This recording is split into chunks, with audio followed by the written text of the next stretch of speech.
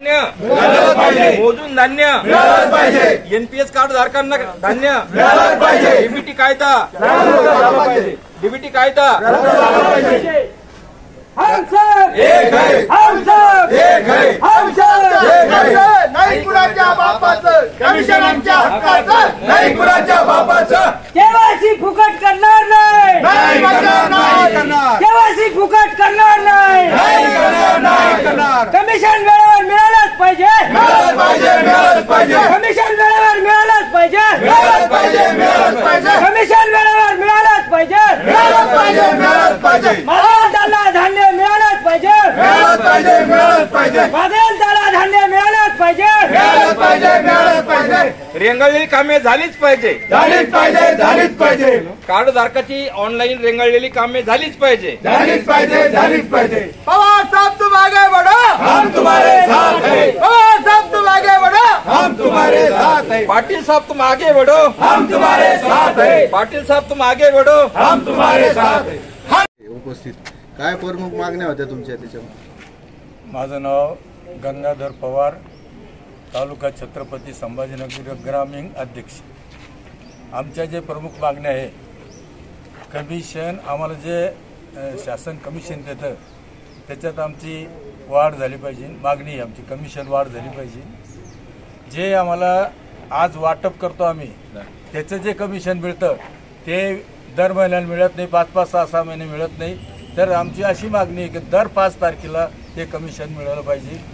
दुसरी मागणी अशी की जे आम्हाला धान्य मिळतं शासनामार्फत गोडाऊनहून, ते धान्य आम्हाला एका गोणीला 2 किलो, 2.5 किलो, 1.5 किलो, सर्रास 50 किलो 500 ग्राम कधीच ती गोणी भरत नाही।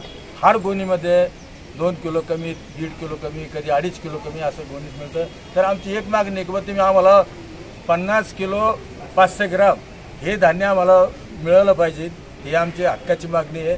आणि आता केवीसी जे केवीसी करायला लावणार आहे, तर हे केवीसी बाहेर करायची म्हणल्यावर खाजगी तुमचे जे महासेवा केंद्र आहे तिथे वर करायची म्हणलं तर 100-50 रुपये, 150 रुपये घेतात। मग आम्ही हे फुकट कशी करणार? म्हणजे आम्हाला त्याच्यापैकी 50% तरी ते शासनाने दिलं पाहिजे ना। आता आम्ही करायला तयार आहे, 50% केवीसीची रक्कम आमच्या खात्यावर जमा झाली पाहिजे अशी आमची एक मागणी आहे। दुसरी अशी की आज जे सगळे महाराष्ट्रभर तालुका, ग्रामीण, तहसील इथं धरणे आंदोलन आता हे पार पडलं आणि येणाऱ्या 2 तारखेला 2 जुलैला आम्ही कलेक्टर ऑफिसवर हे धरणे आंदोलन करणार आहे आणि कलेक्टरला निवेदन देणार आहे।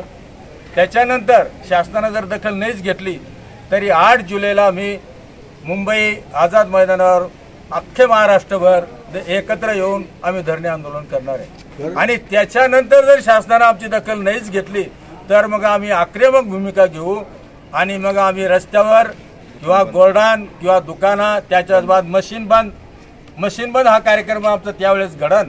आणि मग त्यावेळेस सरकारला मशीन बंद केलं म्हणजे शासनाला जाग होईल की बा राशन दुकानं सगळ्या महाराष्ट्राचं बंद आहे, त्यावेळेस सरकारच्या कानावर थोडंसं येईल अशा आमच्या प्रमुख मागण्या आहे।